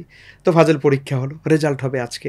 তো আমার মনে আছে আমি রেজাল্টের দিন বরিশালে হিজলাতে আছি। সকালবেলা আমি আমাদের হিজলা থেকে লঞ্চে চড়ে বরিশালে আসছি, কারণ হিজলাতে স্বাভাবিকভাবে তখন পেপার পত্রিকা আমরা পেতাম না, আর তালিকা যেহেতু পেপারে আসে। তো আমি বরিশালে এসে এখন একটা পেপার কিনেছি, আমার মনে আছে, একটা পত্রিকা কিনে, আমি জানি নির্ঘাত এই পত্রিকার মধ্যে রেজাল্ট আছে, 20টা তালিকা আছে। তো আমি পত্রিকাটা কিনে এখন আমি আমাদের বরিশাল লঞ্চঘাট থেকে এখন আমি কসাই মসজিদ আছে আমাদের বরিশালে একটা, সদর রোডে কসাই মসজিদ। তা আমি এখন এই পেপারটা হাতে, কিন্তু পেপারটা আমি খুলি না, আমি হাতে পেপারটা নিয়ে আছি কিন্তু আমি পেপারটা খুলছি না। আমার হাত পা, আমার মস্তিষ্ক একদম উত্তেজনা এবং দুর্বল হয়ে গেছে। দুর্বলতার চরম শিখরে আমি মনে হচ্ছে পড়ে যাব। আমি তখন কি করলাম, আমি আস্তের উপরে এই পেপারটা হাতে নিয়ে আমি রিক্সায় করে চলে গেলাম কসাই মসজিদে। আমি মসজিদে গিয়ে বসবো, বসার পরে দেখি কি হয়। আমি ঠিকই মসজিদে গিয়ে বসলাম, বসার পরে এরপরে আমি আল্লাহর নাম লইয়া দোয়া দরুদ পড়ে এরপরে আমি পত্রিকাটা খুলছি। পত্রিকাটা খুলে এখন আমি তালিকা দেখতেছি যে এখানে আসলে ফাজিলে 2001-এ 20টা তালিকার মধ্যে কার কার নাম আছে। এরপরে আমি পত্রিকার মনে আছে ইনকিলাব পত্রিকায় রেজাল্টগুলো আসতো, তখন ইনকিলাব পত্রিকাটা খুললাম। খোলার পরে এখন দেখি যে তালিকাটার মধ্যে 1 নম্বরে লেখা মাহমুদুল হাসান। তো আমি তখন বললাম যে মাহমুদুল হাসান তো সারা বাংলাদেশে কতই আছে, তো আসলে রোল নাম্বারটা আবার নামের সাথে ব্র্যাকেটে দেওয়া থাকে। আচ্ছা, তখন ছবি ছাপা হতো না? তখন ছবি দেওয়া হতো না, শুধু তালিকাটা 1-2 করে মেধা তালিকায়, সম্মিলিত মেধা তালিকায় প্রথম, দ্বিতীয়, তৃতীয় এরকম লেখা থাকে। তো মাহমুদুল হাসান লেখায় ব্র্যাকেটে রোল নাম্বারটা দেওয়া আছে। তার নাম প্রথম দেখে তো আমি হয়তো মনে করছি যে আমার নাও হতে পারে। তো এখন আমি রোল নাম্বারটা মিলাচ্ছি। আচ্ছা, এখন দেখি যে রোল নাম্বার মিলে গেছে। তো রোল নাম্বার মিলে সারা বাংলাদেশে আপনি প্রথম? হ্যাঁ, তখন আমি সারা দেশে যখন ফার্স্ট হলাম, তখন আমি মসজিদের ভিতরে 2টো সেজদা দিলাম, আল্লাহকে শুকরিয়া সেজদা দিয়ে মসজিদ থেকে বেরোয় একদম দৌড়ে আমি ঝালকাঠি এনএসে চলে গেলাম। একদম মাদ্রাসা আমার ওস্তাদের কাছে চলে গেলাম। ওখানে গেলাম, পর দেখি যে বিশাল লোকজন ভিড় পড়ে গেছে, যে ঝালকাঠি এনএস কামিল মাদ্রাসা গোটা বাংলাদেশে ফার্স্ট স্টার্ট করছে, মানে তার জন্য আমার অপেক্ষাই ছিল আর কি। তো এরপরে ওই একই মাদ্রাসা থেকে আবার কামেল হাদিসে 4th স্টার্ট করা। এরপরে আমি ঢাকাতে চলে আসি। আনুষ্ঠানিক কামেল শেষ করার পরে আমার ওস্তাদের ওসিয়ত ছিল যে তুই কামেলে আমার কাছ থেকে হাদিস পড়বি, এবং আমি চাই, এবং আমার ওস্তাদ আমাকে একটা কথা বলতেন, দেখো পৃথিবীতে এমন একটা দিন আসবে যখন আসলে এলমে হাদিস নিয়ে চর্চা করার কোনো মানুষ থাকবে না। তো আমি তোমার জন্য দোয়া করি আল্লাহ যেন তোমাকে মুহাদ্দিস বানায়। তো এই জন্য হুজুর আমাকে গভীর রাত 12টা-1টা পর্যন্ত পড়াতেন। আর গভীর রাত যখন হয়ে যেত তখন অনেক ছাত্র উঠে যেত, আমরা খুব গুটি কয়েক হুজুরের ওই দর্শে বসা থাকতাম। রাত 12টা হয়ে যেত, তখন হুজুর একটা কথা আমাকে এরকম বলতেন, প্রায় বলতেন, দেখো এলমে নবুয়াত বা এলমে নববীর এই চেরাগটা কেমন জানো? হুজুর বলতেন যে আফতাবে নবুয়ত ও চিজ হ্যায় গুনাহ লেকার সামনে बैठे গুনাহ জানা দেতা হ্যায়। বলছে আফতাবে নবুয়ত এবং ইলমে নবুয়ত, ইলমে নববীর এটা হচ্ছে এমন একটা চেরাগ যে এই আলোর সামনে যদি কোনো গুনাহগার যদি গুনাহ নিয়ে বসে তার গুনাহকে এই ইলমে নববীর আলো এটা জ্বালিয়ে দেয়। তো কাজেই আমরা এবং এমনও হয়েছে যে গভীর রাত হুজুরে বলছেন যে আসো তোমাকে আমি বায়াত করি, তুমি এই ইলমে হাদিসের এই সুন্নতের উপরে দায়েম কায়েম থাকবে। তা আমার অসংখ্য এরকম মনে আছে গভীর রাত হয়ে গিয়েছে, হাদিস পড়তে পড়তে এবারাত পড়তে পড়তে হাদ্দাসানা হুজুর পড়াচ্ছেন, আমি এবারাত পড়ছি, গভীর রাত 12টার সময় হুজুর বলছে হাত দাও, বায়াত করাবো তোমাদেরকে। তো এরকমভাবে হুজুরের এই রুহানি তাওয়াজ্জুটা আল্লাহ তাআলা পেয়েছে। তো হুজুর বলছেন যে আমি দোয়া করি আল্লাহ যেন তোমাকে মুহাদ্দিস বানান। এবং আমার মনে আছে যে আসলে উস্তাদের এই দোয়াই হয়তোবা আজকে আমি মানে আমার নামের সাথে ছোট্ট একটা শব্দ লাগানো হয়, এটার আমি মুস্তাহেক না, এটা লায়েক আমি না, কিন্তু আমার মনে হচ্ছে আমার উস্তাদের ওই দোয়াটা হয়তো যে কারণে আমার নামের সামনে হয়তো মুহাদ্দিস এই শব্দটা লাগানো হয়, বা আমি মানুষেরা বলে আমার এই যোগ্যতা নেই, যে কারণে ওস্তাদের ওসিয়তের কারণে আমি কামেল পর্যন্ত আমি লেখাপড়ায় কোনো গ্যাপ দিইনি। আমি হুজুর বলছেন যে বেটা রিজিকের ফয়সালা তো আল্লাহ করেন, তুমি একদম কামেল আমার হাতে শেষ করবে, তারপরে গিয়ে বিশ্ববিদ্যালয়ে পড়ো, যদি সুযোগ হয়ে পড়লে না পড়লে কিন্তু আল্লাহ তোমাকে সম্মানিত করবে। এরপরে আমি ঢাকায় চলে আসি কামেল শেষ করে, তারপরে এসে আমি প্রাইভেট ইউনিভার্সিটিতে ভর্তি হই, এশিয়ান ইউনিভার্সিটি অফ বাংলাদেশ। ওখানে আমি একবারে রীতিমতো একবারে নিয়মিত 4 বছর অনার্স করি ইসলামিক স্টাডিজে। এরপরে আবার ওখানে 2 বছর মাস্টার্স করি। তো মাস্টার্সে দুটোই আমি ফার্স্ট হই। এরপরে ওই রেজাল্ট দিয়ে এরপরে 4 বছরের অনার্স করলে কি 2 বছরের মাস্টার্স? হ্যাঁ, মাস্টার্সের বোধহয় 1 বছর ছিল। হ্যাঁ, 1 বছরই ছিল, ওই ফলাফল পেতে 2 বছর হয়ে গেছে। তো আলহামদুলিল্লাহ ওখান থেকে বের হওয়ার পরে এরপরে আমি ওই রেজাল্ট দিয়ে আবার আমি এমফিল করি জগন্নাথ বিশ্ববিদ্যালয়ে 2012-13 সেশনে। তারপরে আবার ওখান থেকে পিএইচডি শেষ করেছি। পিএইচডি শেষ করা বলতে আমার থিসিস জমা হয়ে গেছে, ভাইবাও শেষ হয়ে গিয়েছে অলরেডি। আমার এই সেপ্টেম্বর মাসের একবারে শেষ সপ্তাহে আমার ভাইবা শেষ হয়ে গেল। শুধুমাত্র এখন সিন্ডিকেটের বাকি। ইনশাআল্লাহ তাআলা আশা করছি যে অক্টোবর মাসের মধ্যে আমার হয়তো সিন্ডিকেটটাও হয়ে যাবে ইনশাআল্লাহ। আমরা কি এপিসোডটা একটু দেরি করে আপলোড করব? নামের শুরুতে মুহাদ্দিসের পাশাপাশি কোনো অসুবিধা নেই, সেটা আপনারা প্রয়োজন বোধে আপনারা করতে পারেন। তবে আমি এখনো পর্যন্ত আমার নামের সঙ্গে এটা আমি আমার দাত্তোরাকে আমি ব্যবহার করছি না। কারণ হলো ভাইবা হয়ে যাওয়ার পরে এটা রিপোর্ট যায় হলো একাডেমিক কাউন্সিলে, একাডেমিক কাউন্সিল হয়ে এটা যায় সিন্ডিকেটে, সিন্ডিকেট থেকে একটা চিঠি ইস্যু করা হয়, দেন সেখানে বলা হয় যে আপনি আপনার নামের সঙ্গে ডক্টর ব্যবহার করতে পারেন। তো ওই চিঠিটা আসলে হাতে না পাওয়া পর্যন্ত আমি এটা ব্যবহার করতে চাচ্ছি না। আপনি ছাত্র শিক্ষক সম্পর্কের ক্ষেত্রে একটা রুহানিয়াতের কথা বলছিলেন। আসলে আপনি আবার আপনার গল্পগুলোর মধ্যে আমরা এটা বারবার লক্ষ্য করলাম, আপনি ওস্তাদদের কথা বারবার খুব আবেগ ভরে, খুব শ্রদ্ধা ভরে উল্লেখ করছিলেন, এবং সেখানে যে একটা রুহানি সম্পর্ক আলিয়া মাদ্রাসা বলি অথবা মাদ্রাসায় টুকটাক থাকলেও এখনো পর্যন্ত বিশ্ববিদ্যালয় কলেজগুলোতে আমরা কিন্তু ছাত্র শিক্ষক এই যে রুহানি সম্পর্ক, এইটা কিন্তু আসলে খুব একটা লক্ষ্য করা যায় না বললেই চলে। তো এইটাকে আসলে আমাদের বর্তমান বাংলাদেশের পার্সপেক্টিভে এটা কতটুকু গুরুত্বপূর্ণ বলে মনে করেন? এটা আসলে এটা গুরুত্ব কি বলবো, এটা শেষ করা যাবে না বলে। আসলে দেখুন, এলেম সিনা বা সিনা, আমি বলি এটাকে আমার ভাষায় বলি এলেম সিনা বা সিনা। এলেম আল ইলমু লা ফিস সুদূর বাল ফিস সুদূর। আসলে এলেম এটি মূলত কেতাবের লাইনে থাকে না। দেখুন পৃথিবীতে কোন এলেম কেতাবে নাই, তারপরে আমরা কেন আমার ওস্তাদের শরণাপন্ন হচ্ছি, কেন আমরা বিশ্ববিদ্যালয়ে একজন প্রফেসরের সামনে বসতে হচ্ছে আমাকে বিনয়ের সঙ্গে, কেন বসতে হচ্ছে? আমি কি মেডিকেলের ওই বইগুলো নিজে নিজে পড়ে ডাক্তার হতে পারি না? আমি কি ওই বইগুলো নিজে নিজে পড়ে কি মুহাদ্দিস ফকি হতে পারি না? না, পারি না, এটা সুযোগ নেই। কারণ এলেমটা মূলত অন্তর থেকে অন্তরে প্রবাহিত হয়। এটার আপনি ডকুমেন্টস দেখেন। রাসূল সাল্লাল্লাহু আলাইহি ওয়াসাল্লামের কাছে জিবরিল যখন হেরা পর্বতে আসলেন, যখন বললেন ইকরা ইয়া মুহাম্মদ, মুহাম্মদ তুমি পড়ো, নবীজি কি বলেন? মা না বিকার, আমি পড়তে পারি না। যখন তিনি বললেন যে আমার পড়ার সক্ষমতা নেই, তখন কিন্তু পড়ার সক্ষমতার জন্য তাকে কিন্তু উপযোগী করা হলো। কি করা হলো? নবীজি বলছেন জিবরিল ফাগাত্তানি জিবরিল আমার সঙ্গে কি করলেন? মহানাকা করলেন, বুকের সঙ্গে বুক মিলালেন। তো জিবরিল যখন আমার রাসূলের সঙ্গে যখন বক্ষ মিলালেন, তখন আল্লাহ সুবহানাহু ওয়া তাআলা এই বক্ষ থেকে বক্ষের ভিতরে ইলমের যে নূর, এটাকে তিনি প্রবাহিত করে দিলেন। যখনই 3 বার যখন এটাকে করলেন, তখন কিন্তু রাসূল সাল্লাল্লাহু আলাইহি ওয়াসাল্লাম তখন তিনি পড়তে শুরু করে দিলেন ইকরা বিসমি রাব্বিকাল্লাযী খালাক ইলা আখির আয়া। তো এভাবে করে কিন্তু আমরা দেখতে পাই যে এলেমটা আসলে মূলত সিনা টু সিনা এটা কিন্তু প্রবাহিত হয়। এই জন্য আপনি দেখেন পৃথিবীর শ্রেষ্ঠ মানুষ আমরা নবী রাসূলদের পরে কাদেরকে মনে করি? সাহাবায়ে কেরাম। তো সাহাবায়ে কেরাম পৃথিবীর কোন বিশ্ববিদ্যালয়ে লেখাপড়া করেছিলেন? সাহাবায়ে কেরাম কি হার্ভার্ডে পড়েছিলেন, না ক্যামব্রিজে পড়েছিলেন, না অক্সফোর্ডে পড়েছিলেন? পৃথিবীর কোনো প্রফেসর তো তাদেরকে পড়ায়নি। হ্যাঁ, পড়িয়েছেন, নবী মুহাম্মদ রাসূলুল্লাহ সাল্লাল্লাহু আলাইহি ওয়াসাল্লাম পড়িয়েছেন। তাহলে তারা পৃথিবীতে সোনালী মানুষ কেমন করে হলেন? এটা হয়েছেন সোহবাত। সোহবাত অর্থাৎ সাহাবী শব্দ তো এসছেই মূলত সোহবাত থেকে। সোহবাত মানে সান্নিধ্য, অর্থাৎ রাসূলুল্লাহ সাল্লাল্লাহু আলাইহি ওয়াসাল্লামের যে এই যে উষ্ণ সান্নিধ্য, তার আখলাকের সান্নিধ্য, তার আদর্শের সান্নিধ্য, তার উসওয়ার সান্নিধ্য, এই সান্নিধ্যের মাধ্যমেই কিন্তু সাহাবায়ে কেরাম তারা দুনিয়ার শ্রেষ্ঠ মানুষ হয়েছিলেন। এই জন্য আমি বিশ্বাস করি আমরা যদি সত্যিকার একটা সুন্দর নেশন জাতি যদি পৃথিবীতে তৈরি করতে চাই, আমাদের এই প্রজন্মকে যদি আমরা ভালো বানাতে চাই, আবার আমাদেরকে সেই আধ্যাত্মিক দরজগাহের দিকে কিন্তু আমাদেরকে আবার ফিরে আসতে হবে।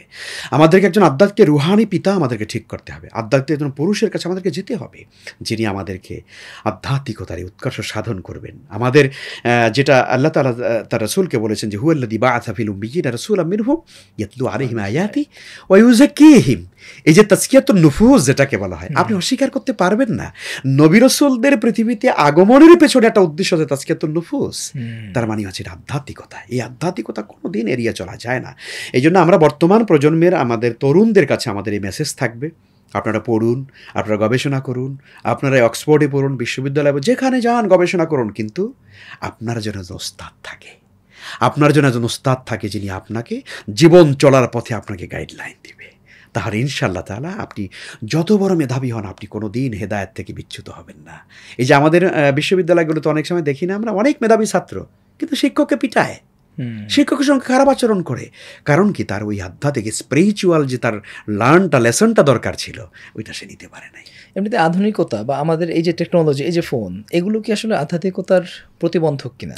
নিশ্চয়ই এটা তো ধরুন বলার অবকাশ রাখে না যে এই ফোনগুলো, আধুনিক এই সোশ্যাল মিডিয়াগুলো আমাদেরকে যেমনিভাবে লেখাপড়া জ্ঞান গবেষণার ক্ষেত্রে আমাদেরকে উৎকর্ষ সাধন করেছে, অনেক কিছু সহজ করে দিয়েছে, কিন্তু এটাও কিন্তু আমাদের নৈতিকতার, আমাদের অ্যাবিউজ করবার কারণে আমাদের অনেক বড় পদস্খলন হয়ে যাচ্ছে।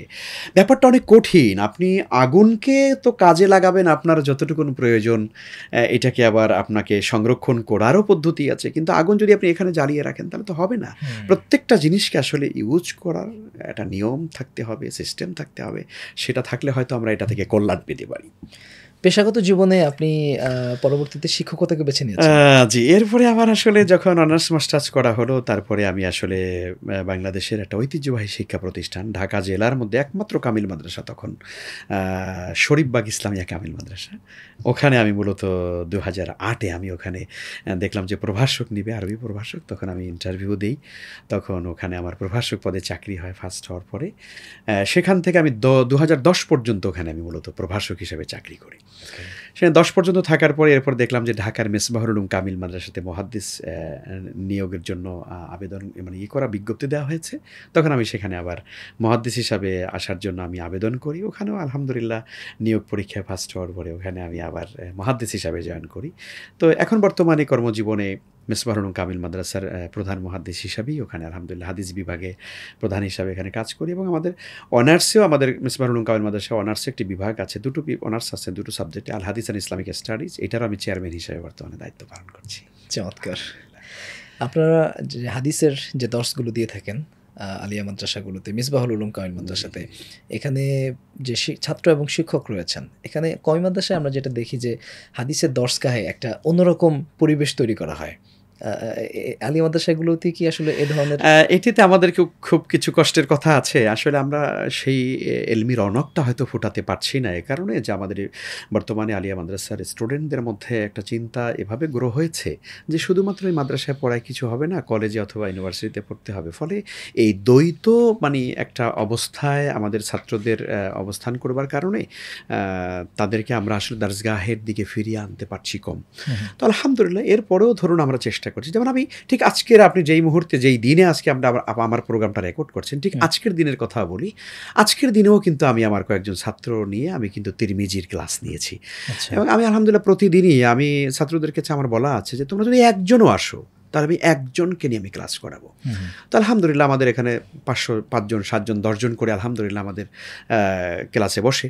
আমি নিজে ব্যক্তিগতভাবে আমাদের ছাত্রদের মধ্যে আমি বুখারী দ্বিতীয় যেটা আছে কিতাবুল মাগাজি, এই মাগাজিটা আমি পড়াই বুখারীর, আর তিরমিজির পুরো কিতাবটা এই দার্সটা আমি শেষ করি, এটা আমি করাই। আর তাফসিরের কিতাবের মধ্যে তাফসিরে কাশশাফ আমার মনে হয় সবথেকে তাফসিরের জগতে খুব হার্ড একটা কিতাব, কঠিন কিতাব, তাফসিরে কাশশাফটাও আমি পড়াই আলহামদুলিল্লাহ। মাশাআল্লাহ মাশাআল্লাহ। আপনি শিক্ষকতার পাশাপাশি তো অনেকগুলো কাজই করছেন। তার মধ্যে আপনাকে আমরা সবাই যেই পরিচয় সবচাইতে বেশি চিনি সেটি হচ্ছে আপনি একজন মিডিয়া পার্সোনালিটি। আপনি মিডিয়াতে দাওয়াতি কাজ করেন। মিডিয়াতে আপনি কখন থেকে কাজ করা শুরু করলেন? মিডিয়া আসলে ঢাকা যখন আসি, ঢাকাতে আমার 3-এ পদার্পণ করা, সংক্ষেপে বলতে হবে আমরা জানি আসলে ডিউরেশন বেশি হয়ে যাবে হয়তো। 3-এ আসার পরে আমি রেডিওতে প্রথম কাজের একটা ইনভাইটেশন পাই, ওখানে আমি যাই। তো ওখানে সাধারণত হলো স্ক্রিপ্ট লেখে আপনাকে আগে নিয়ে যেতে হবে, ধরুন প্রতিবেশীর অধিকার, প্রতিবেশীর হক, তো এইটা আপনাকে বলে দেওয়া হবে রেডিও থেকে, জাতীয় বেতার থেকে, যে আপনি এর উপর একটা স্ক্রিপ্ট রেডি করে নিয়ে আসবেন। তো এইটা ওখানে জমা দিতে হয়, সংশ্লিষ্ট এখানে দায়িত্বশীল যারা থাকেন, প্রোগ্রামার যারা, তারা এটাকে কারেকশন করেন। তো আমার খুব মনে আছে একটা স্মৃতি। তো আমি এরকম একটা বিষয় আমাকে দিয়েছে, তো আমি লিখে যখন ওখানে নিয়ে যাই, সরাসরি আমি নিয়ে ওটা সাবমিট করি। তো যার কাছে নিয়ে যাই, যার টেবিলে নিয়ে যাই, উনি এই লেখাটা দেখে একদম তন্ময় হয়ে তাকিয়েছিলেন অনেকক্ষণ। বলছেন যে আমি অনেক দিন মনে হয় এরকম লেখা দেখিনি, আপনার লেখা এত সুন্দর। তাই বলছি স্যার আসলে এই আর কি, হেসে দিলাম। বলছে যে আপনার লেখার ভিতরে যেমন কোনো ভুলও নাই, আর আপনার লেখাটা এক একদম মানে এক নজরে দেখতে পারলাম, খুব সুন্দর স্পষ্ট, মাশাআল্লাহ, আমার এখানে কোনো কারেকশন করতে হবে না আপনার লেখার ভিতর থেকে। এবং উনি অনুমোদন করে দিলেন যে ঠিক আছে আপনি এটা রেকর্ড করবেন। আমার মনে আছে তখন আমি এটা পড়ি ওখানে। সকালে যে বাংলাদেশ বেতারে যে জাতীয় একটা প্রোগ্রাম যেটা হয়, পথ ও পাথেয়, আপনি শুনে থাকবেন, পথ ও পাথেয়, এটা কিন্তু সকালে হজরের পরে তেলাওয়াতের পরের অনুষ্ঠান এটা। তো এই পথ ও পাথেয়তে আমার এই আলোচনাটা যায়। আমার জীবনের প্রথম মিডিয়ার প্রোগ্রাম এটা। 2004-এর দিকে হতে পারে, হয়তো 2003-এর পরেই হবে এটা। তো তখন আমি বাড়িতে আব্বা আম্মাকে তখন আমি বলেছিলাম যে এরকম আমার একটা প্রোগ্রাম রেডিওতে, আব্বা অমুক দিন ফজরের পরে অমুক সময় যাবে। তখন আমার মনে আছে আব্বা আম্মা তারা রেডিও নিয়ে বসেছিল। বসে থাকবার পরে যখন আমার কণ্ঠ মা শুনছে রেডিওতে, এবং যথাসময়টা প্রচারও হয়েছে, তখন মা নাকি অনেক কান্না করছে। তখন আমি পরবর্তীতে শুনছি বাড়ি যাওয়ার পরে, মা বলছেন যে তোমার কণ্ঠ যখন রেডিওতে শুনছি তখন আমি বিশ্বাস করতে পারিনি যে আমার মাহমুদ কথা বলতেছে। তখন নাকি মা আব্বা দুজনেই তাতে চোখের পানি গলগল করে বলছিল। এই স্মৃতিময় জিনিস দিয়ে আমার মিডিয়া শুরু, এই প্রথম রেডিও দিয়ে। এরপরে বাংলাদেশে আসলে টেলিভিশন জগতে আমার প্রথম পদার্পণ হলো ইসলামী টেলিভিশন 2006 যখন বাংলাদেশে ইসলামী টেলিভিশন আসে, তখন এই টেলিভিশনে আমার তাফসির করার মধ্য দিয়ে মূলত আমার মিডিয়ার জীবন শুরু। তো ইসলামিক টেলিভিশনে আমি কয়েকটা প্রোগ্রাম করতাম, আমার মনে আছে। বেসিক যেটা আমি একক প্রোগ্রাম করতাম সেটা হলো আপনার হাদিসে রাসূল সাল্লাল্লাহু আলাইহি ওয়াসাল্লাম। আমি আমার এই অনুষ্ঠানের মধ্য দিয়ে প্রায় 300 পর্ব রেকর্ড করেছিলাম রিয়াদুস সালিহিনের উপরে।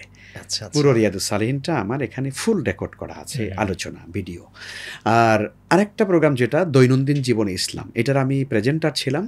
এটাতে আমার আলোচক ছিলেন যিনি, তিনি একজন মহান মানুষ, এবং আমি যার আধ্যাত্মিকতাকে অনুভব করি এবং যার এলেম থেকে আমি ইস্তেফাদা গ্রহণ করি, এখনও করি।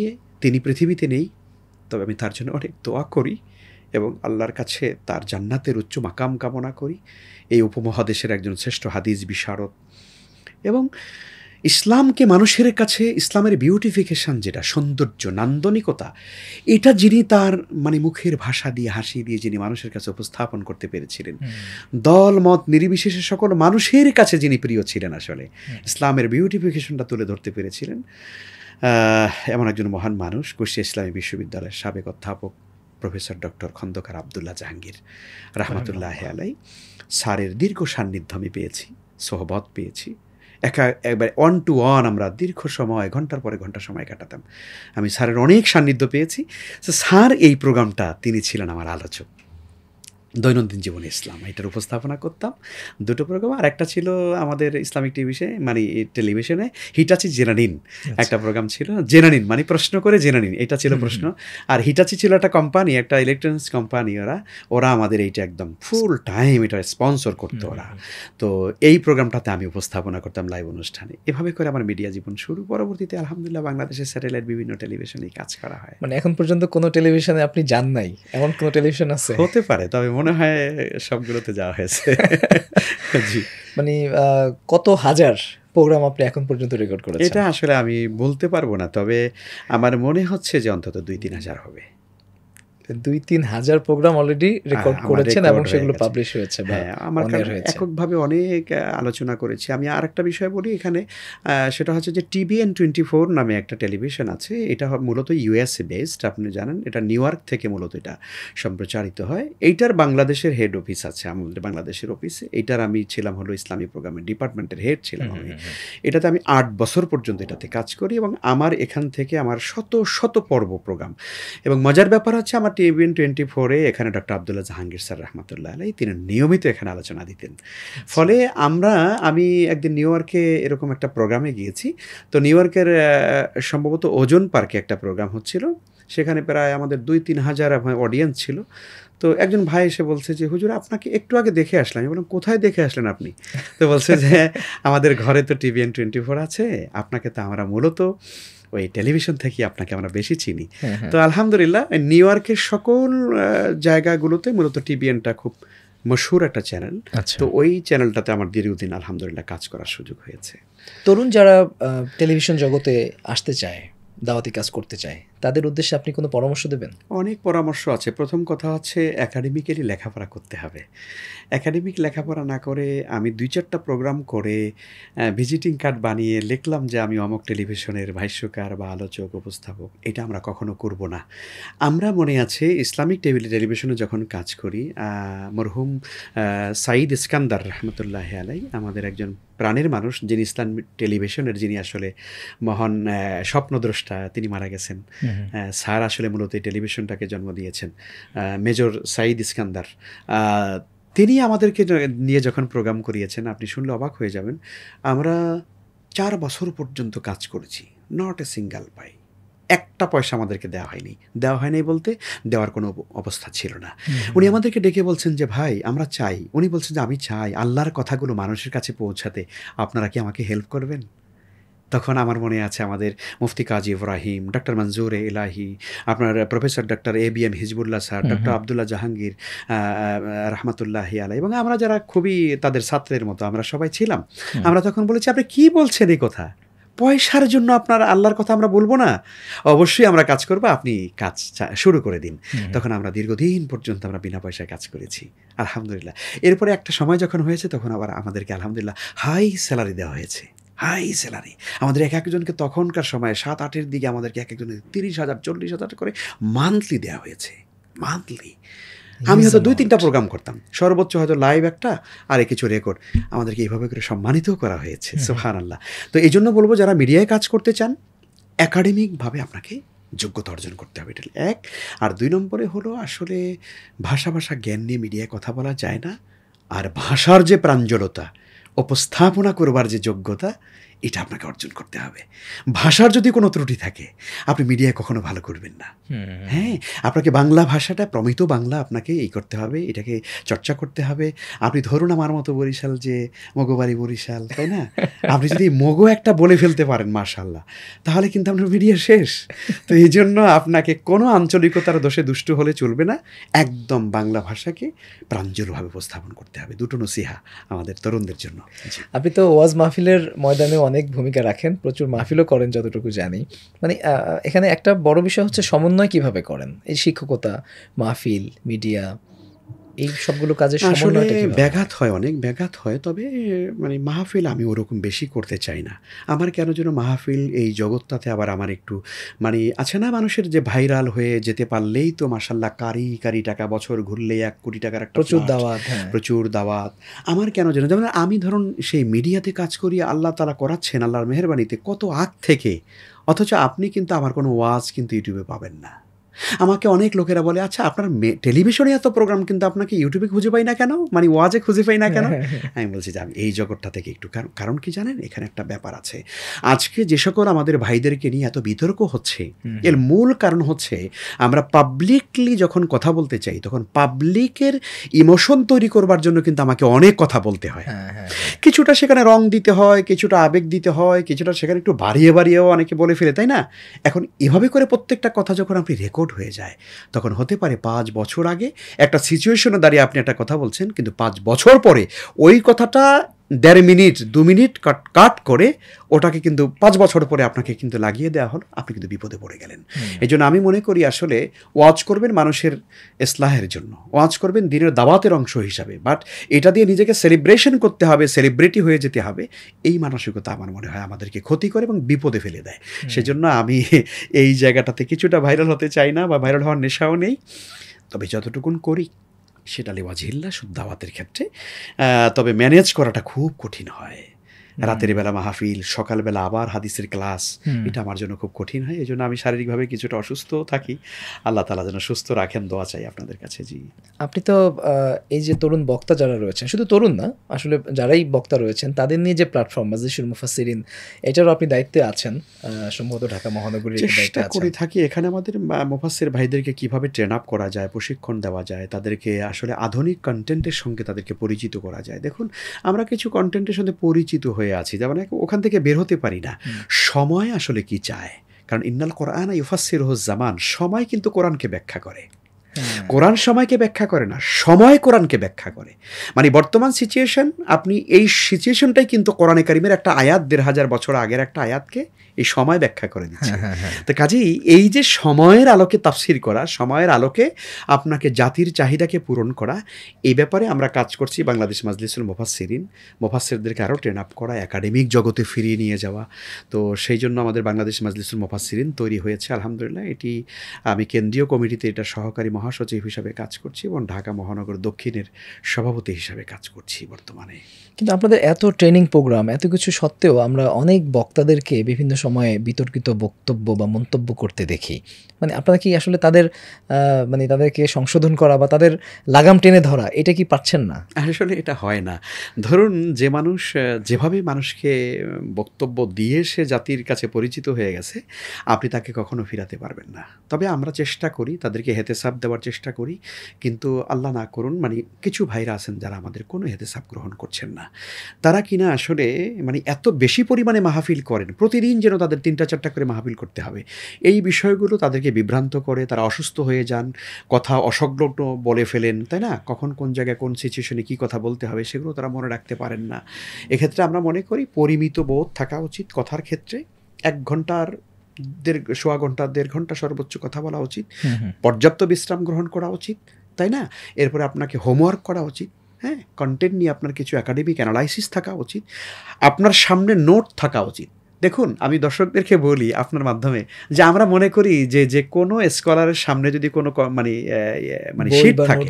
শীট থাকে বা আপনার কাছে এখানে আপনার ধরুন একটা একটা ডিভাইস যদি আপনার কাছে থাকে, সেখানে আপনার পয়েন্ট ভিত্তিক আলোচনাগুলো নোট করা আছে।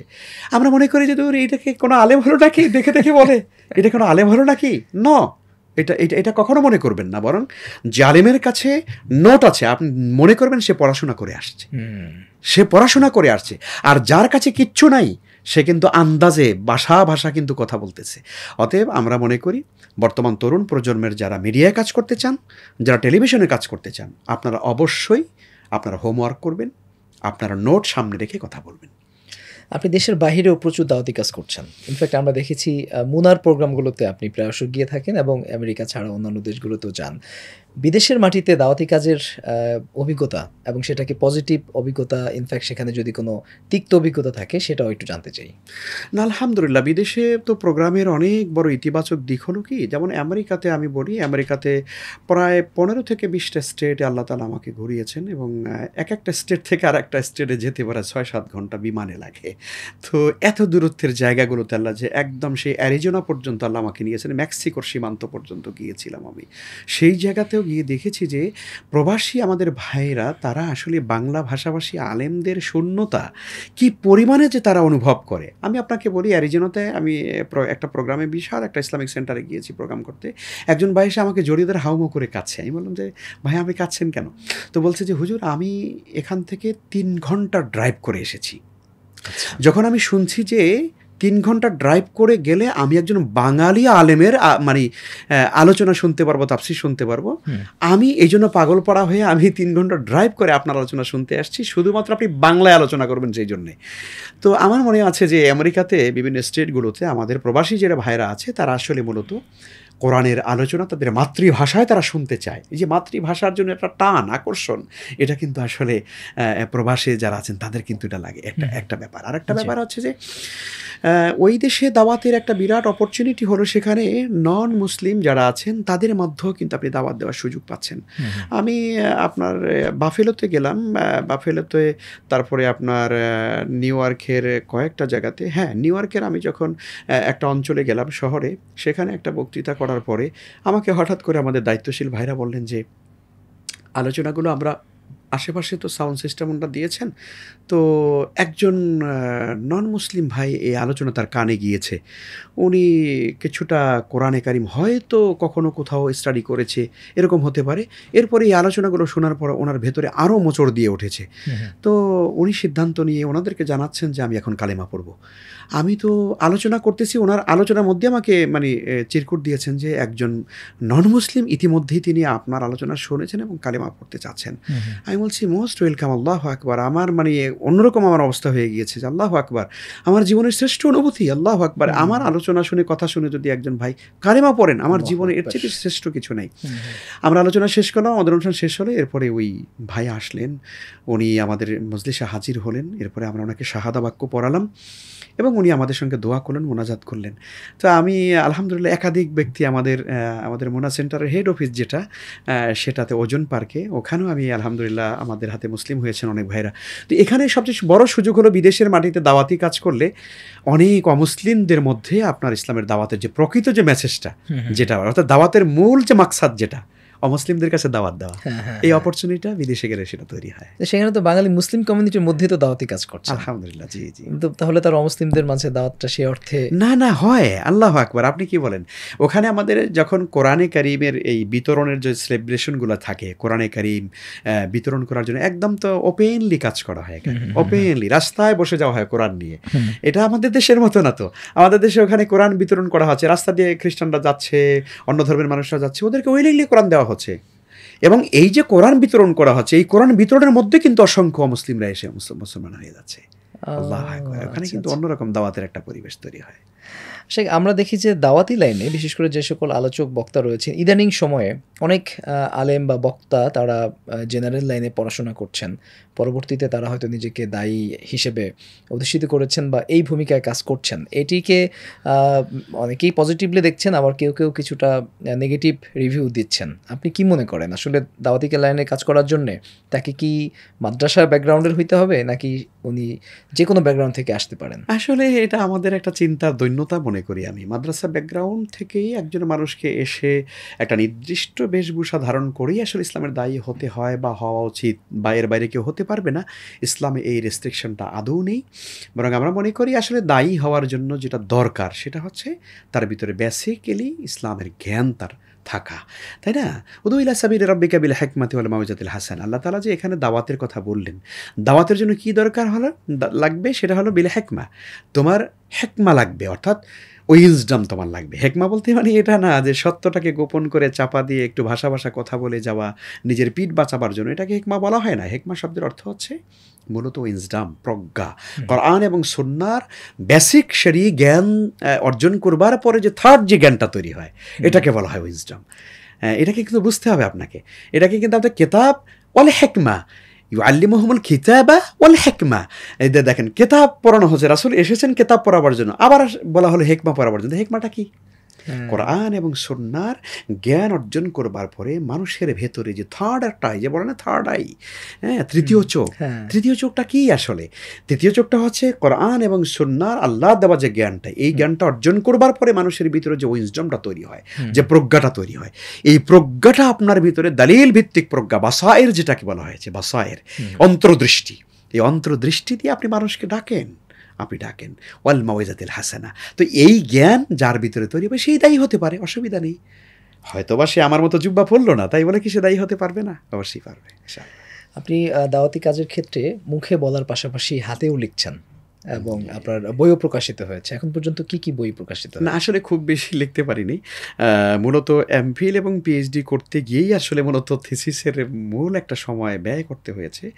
এমফিল যে বিষয়ের উপর এমফিল করেছি, এটা আলহামদুলিল্লাহ বিশ্ববিদ্যালয়ে গৃহীত হয়েছে এবং এটার উপরে আমার যে সার্টিফিকেট বা সনদ যেটি আমি পেয়েছি, অর্জন করেছি আল্লাহর মেহেরবানিতে, এটি ছিল আমার আল কোরআনে ধ্বংসপ্রাপ্ত জাতি।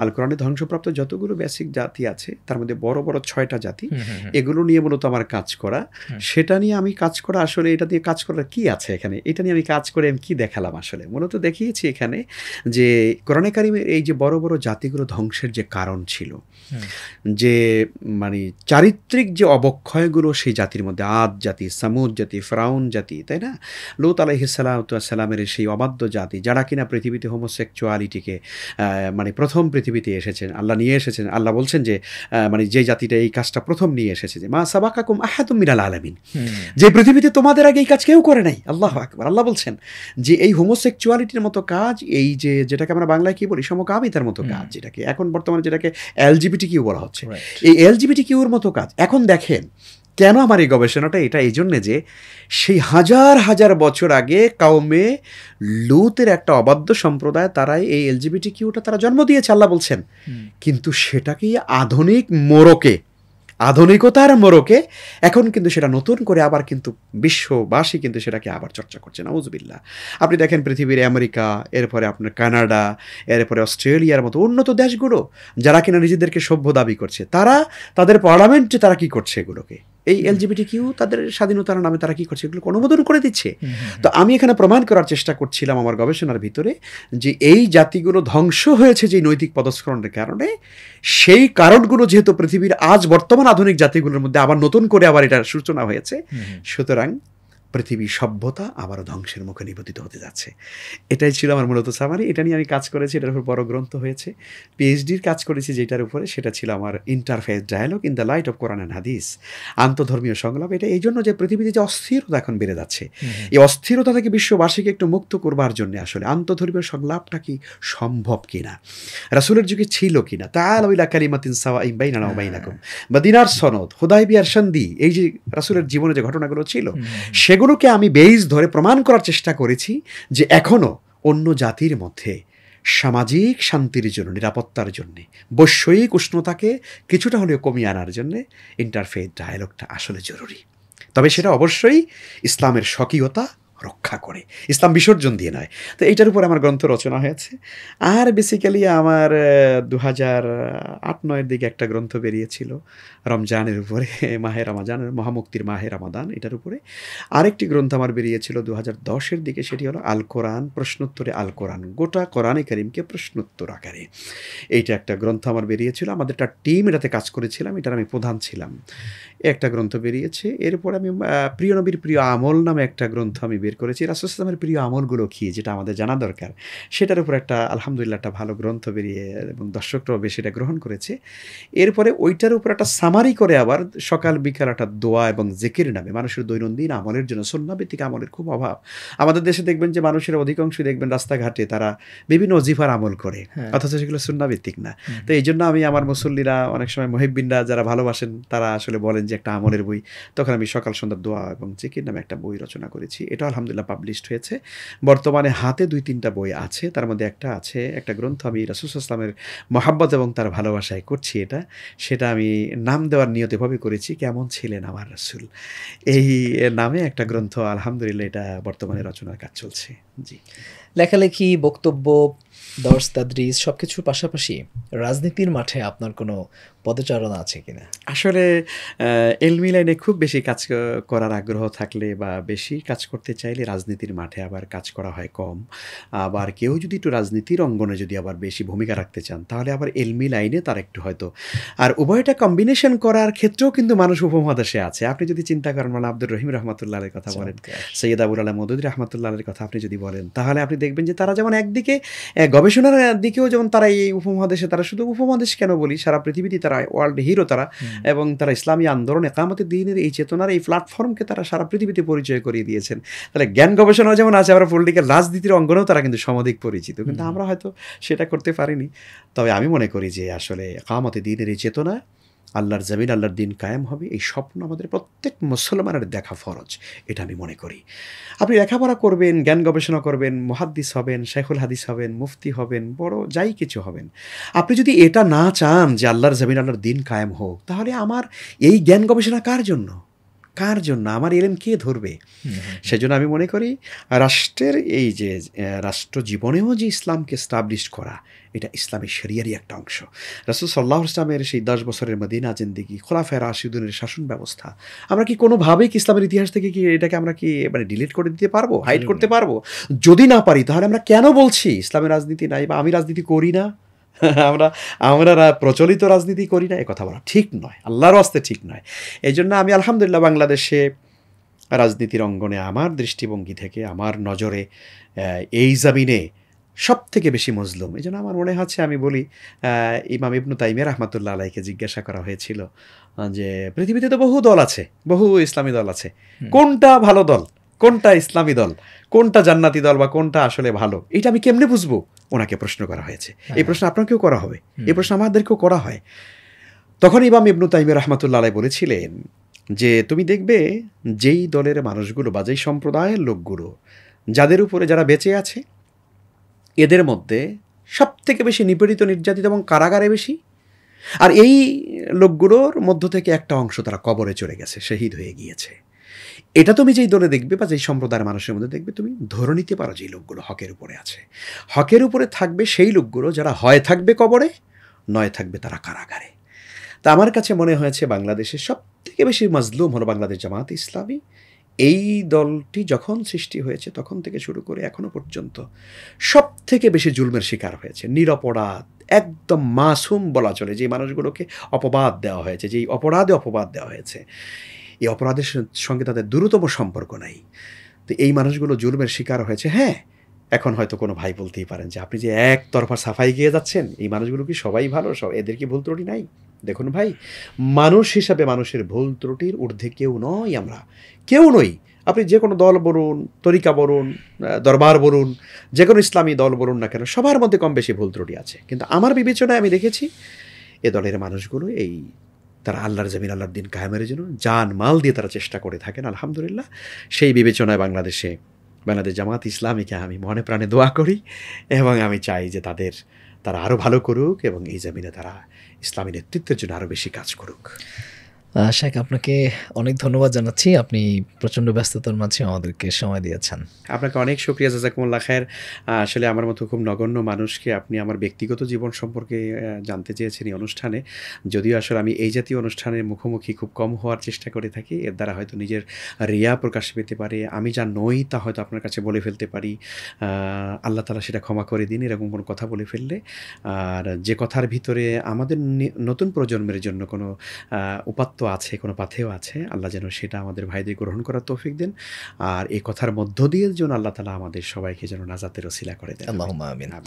সুপ্রিয় দর্শক, আপনারা এতক্ষণ উপভোগ করছিলেন শেখ মুহাদ্দিস মাহমুদুল হাসান। তিনি তার সারসিনা মাদ্রাসা, ঝালুকাঠি এনএস কামিল মাদ্রাসায় পড়ার অভিজ্ঞতা এবং একই সাথে তার কর্মজীবনে শিক্ষকতার মহান পেশার পাশাপাশি টেলিভিশন উপস্থাপনা এবং আলোচনা, দাওয়াতি ময়দানে কাজ করা, দেশে এবং বিদেশে দাওয়াতের ঝান্ডা নিয়ে ছুটে চলার নানাবিধ গল্প, অভিজ্ঞতা তিনি আমাদের আজকের এই এপিসোডে শেয়ার করেছেন। নিশ্চয়ই আমাদের তরুণ প্রজন্মের যারা নিজেদেরকে একজন শিক্ষক হিসেবে দেখতে চান, একজন মুহাদ্দিস হিসেবে নিজেদেরকে কল্পনা করেন এবং যারা দাওয়াতি লাইনে টেলিভিশন অথবা রেডিও মিডিয়াগুলোতেও যারা কাজ করতে চান, তাদের জন্য আমাদের আজকের এপিসোডটি অনেক গুরুত্বপূর্ণ হবে।